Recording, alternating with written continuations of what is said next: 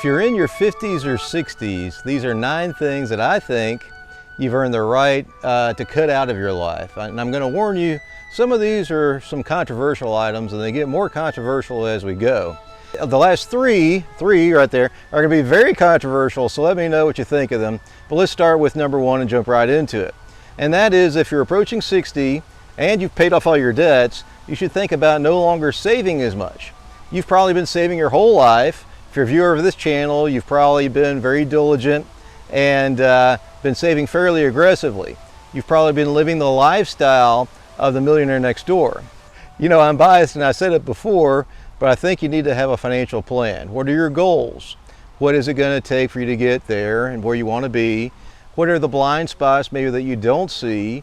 How have you planned for those blind spots? How have you planned for the things that may be popping up? You've earned the right to enjoy that money that you saved, and you're probably never going to get as much utility or as much joy out of that money as you will today when you're healthy. My youngest son Walker and I watched Forrest Gump the other day, and as Forrest Gump says, Mama said there's only so much fortune a man really needs, and the rest is just for showing off. So number 2 we alluded to when we covered number 1. If you've not already paid off all your debts, get rid of that debt. Do it as soon as possible. There's just such a relief of stress when we know that we do not have to worry about mortgages or owing anybody money. Now, I haven't retired yet, and I just said we. Maybe I'm thinking like a retiree, but we don't owe anybody any money, and it's great to not have that feeling that you don't owe anybody anything. If you ever spent on a credit card, you know that you want to spend to get the rewards and the credits and the dollars back, but you want to pay that off every month. Actually, for most, when they pay everything off, that's a relief. And they also have that extra money to spend, and so you actually get extra money when you pay everything off. So that's a great way to be. The next one's going to be a little bit harder for people to hear, and that is to stop spending on things that don't bring you joy. I'm in my 50s, and I've been doing this my whole life, and sometimes we buy things, we later tell ourselves, hey, why did we do this? You know, that wasn't what I thought it was going to be. I bought a boat a few years ago, and it was probably the most frivolous thing I've ever bought. But it brought some joy for a little while. But the boat, many people say when they buy a boat, the best times to own a boat are when you buy it and when you sell it. And many people call it bring on another 1,000, or that's the acronym for boat. We all know that the things that really bring us joy are times that we spend with our loved ones, times that we spend with our spouse, times that we spend with our family, our children, our grandchildren, time that we spend with our friends, new adventurous things that we do, learning experiences, all these types of things really bring us joy. Ask yourself, what's bringing you joy? For me, what brought me joy was the experiences and spending time with people that I love and cherish. A lot of things you don't really have to spend a lot of money on really bring you joy. You can get a lot of joy out of being in nature, going for a walk, spending time volunteering. You don't have to spend gobs of money to do this. It's often those simple things that bring you joy, helping others, helping people do what they want to accomplish, and being there for them. That's what really brings you joy. And as Forrest Gump said at the beginning of the movie, life is like a box of chocolates. You never know what you're going to get, and that alone brings me joy. So on to number 4. Number 4 is to learn to be your authentic self. Stop pretending to be somebody that you're not. We all have a lot of roles that we play in life. Some of us are fathers or mothers, some of us are husbands or wives, some of us are brothers and sisters, some of us are sons and daughters. Hopefully we still have our parents around so we can be sons and daughters still. There's different versions of you that you are for different people, but you have to give yourself the freedom and the permission and the love to say, I'm good enough the way that I am, and I'm fortunate to be myself. Now, in watching Forrest Gump the other night, there was a scene where Jenny was talking to Forrest, and she was talking about what she wanted to do when she got older. She wanted to be like Joan Baez and sing songs and what have you. And Jenny asked Forrest what he wanted to do, and Forrest just said, aren't I going to be me?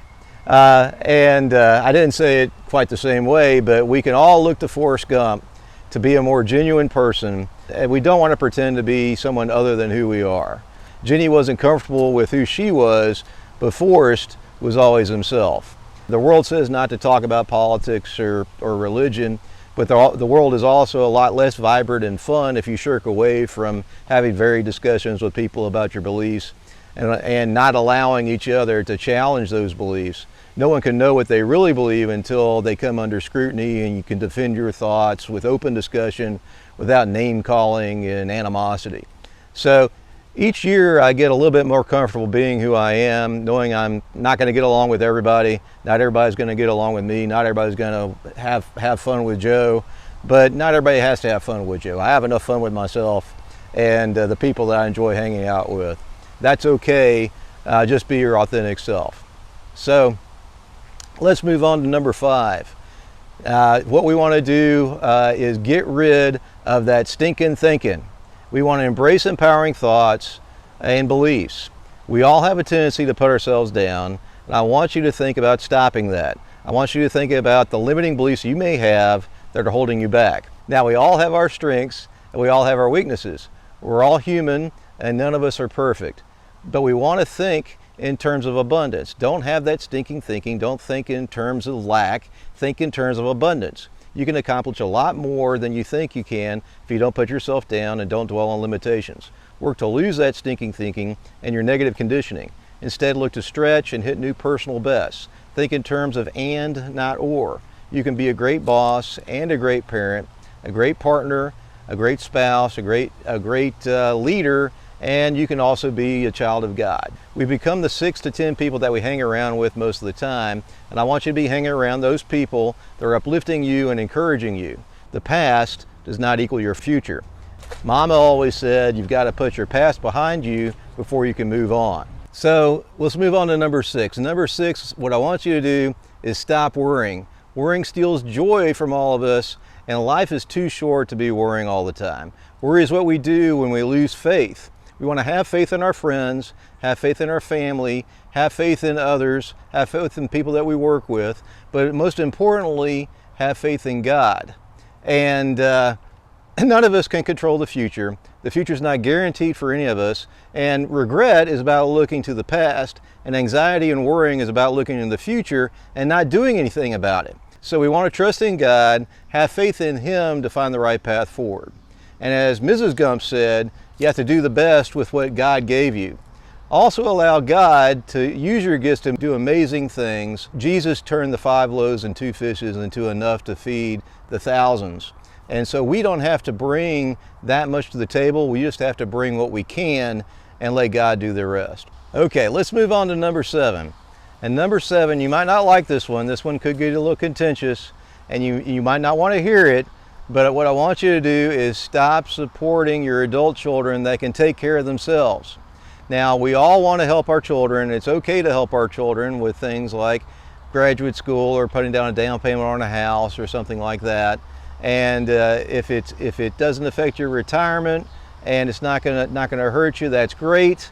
Don't put that at risk, because you can get a loan for all these things. You can get a loan for to go into school. You can get a loan for a house. You can get a loan for a business. You can get car loans.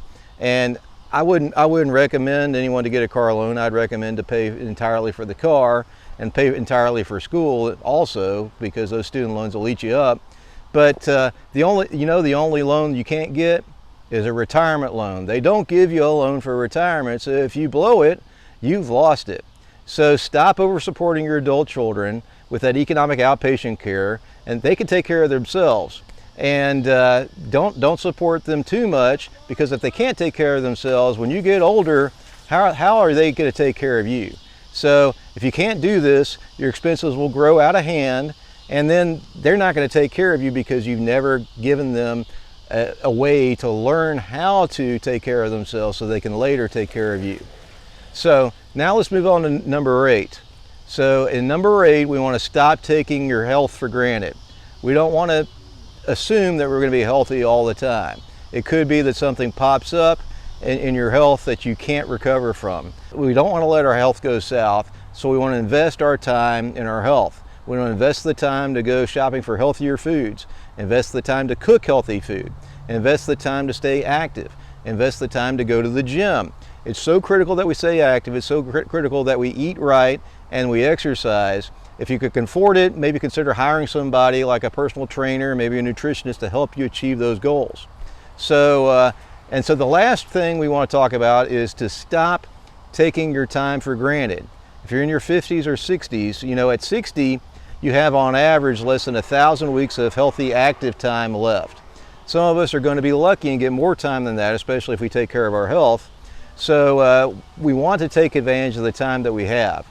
Also take advantage of the other videos on the channel. Subscribe to get new videos and hit that notification button to get alerted to new videos as they come out.